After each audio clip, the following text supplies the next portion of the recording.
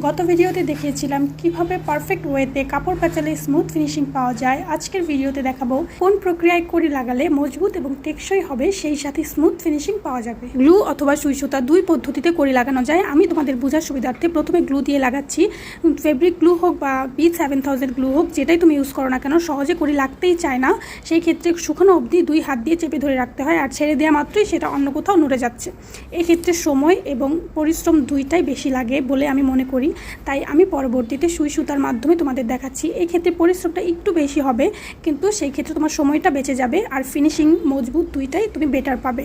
আমরা যখন কোনো কিছু অর্ডার করি, অর্ডার নেই কাস্টমারদের জন্য, তো আমরা বিজনেস ওনার হিসেবে অবশ্যই চাইবো কাস্টমারকে বেটার রেজাল্ট দেওয়ার। আর নিজেদের জন্য হলে সেটা আমরা কোনোভাবে করে নেই, কারণ এটা কারো কাছে কৈফিয়ত দিতে হবে না। আর আমরা যেহেতু কাস্টমারদের টাকার বিনিময়ে কাজটা করে দিচ্ছি, সেই ক্ষেত্রে 2 টাকা বেশি হলেও আমরা চাইবো পারফেক্ট ফিনিশিং দিতে। তাই আমি বলবো গ্লু অথবা 7000 গ্লু যেটা দিয়ে লাগাও না কেন, পারফেক্ট ফিনিশিং তুমি পাবে না, আর সেটা মজবুতও হবে না। এক্ষেত্রে সময় বেশি লাগবে। আর এভাবে সুই সুতা দিয়ে লাগালে মজবুত হবে। বলতে বলতে কীভাবে লাগিয়েছি সেটা তোমাদের দেখিয়ে দিয়েছি।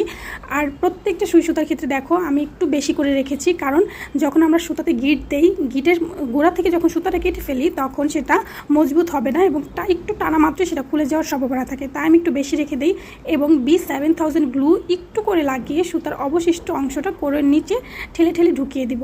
এক্ষেত্রে তোমরা কেউ ফেব্রিক গ্লুটাও ইউজ করতে পারো, আমি ওটা ইউজ করিনি, জানি না, যেহেতু B7000 গ্লু খুব তাড়াতাড়ি শুকিয়ে যায়, তাই আমি এটাই ব্যবহার করি। তোমাদের বোঝার সুবিধার্থে আমি আরও একটা দেখিয়ে দিচ্ছি। এই ক্ষেত্রে বেশি গ্লু লাগানোর প্রয়োজন নেই, কম হালকা লাগালেই বেশি ভালো হবে, কারণ বেশি লাগালে সেটা আবার হয়তো বা ভেসে থাকবে, দেখতেও বাজে লাগবে। তো এভাবে করে আমি প্রত্যেকটা কড়ি লাগিয়ে দিচ্ছি।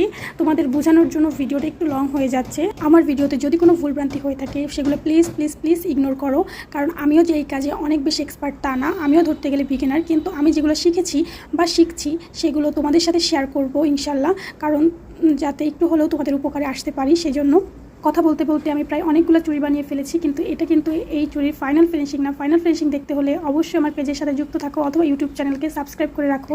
এরকম ভিডিওগুলো দেখতে চাইলে অবশ্যই আমার পেজ পাপড়িস ক্রিয়েশনকে ফলো এবং ইউটিউব চ্যানেলকে সাবস্ক্রাইব করতে ভুলবে না।